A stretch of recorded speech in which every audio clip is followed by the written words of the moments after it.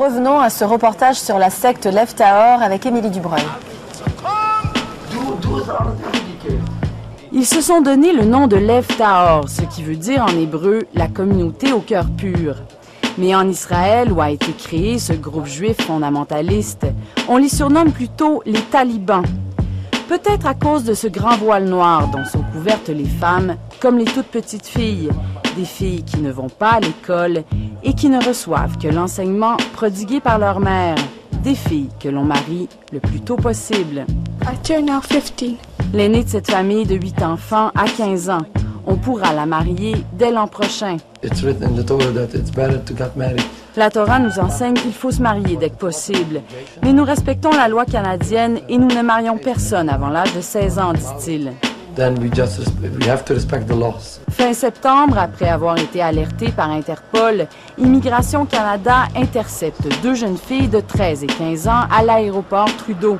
Elles devaient se rendre en vacances dans la communauté de Sainte-Agathe. Un tribunal israélien ordonnait leur retour au pays, craignant qu'elles ne soient mariées de force et intégrées dans ce que la juge israélienne qualifie de secte. Pour le leader des Lev Tahor de Sainte-Agathe, ce geste en est un de vengeance de la part du gouvernement israélien. Le gouvernement d'Israël essaie de nous détruire. J'ai quitté ce pays parce que j'y étais persécuté, explique le rabbin Elbranz, qui a effectivement obtenu le statut de réfugié au Canada en 2003. Son groupe préconise que l'État d'Israël doit être dirigé par les Arabes, parce que Dieu n'a pas encore redonné le droit aux Juifs de revenir à la terre promise. Au milieu des années 90, le rabbin Elmans a fait 2 ans de prison dans la région New York pour avoir abusé de son autorité avec un de ses élèves de 13 ans qui a abandonné sa famille pour lui. Il n'y a pas que les Israéliens qui désapprouvent le mode de vie des Lev Tahor. Au Québec, les leaders de la communauté hassidique ne voient pas non plus d'un bon œil les mœurs du groupe de Sainte-Agathe.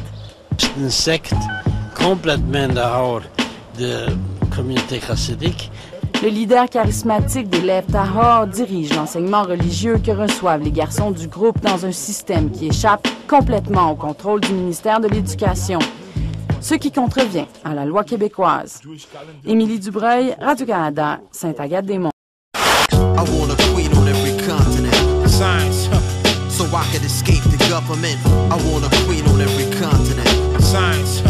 So I could escape the government.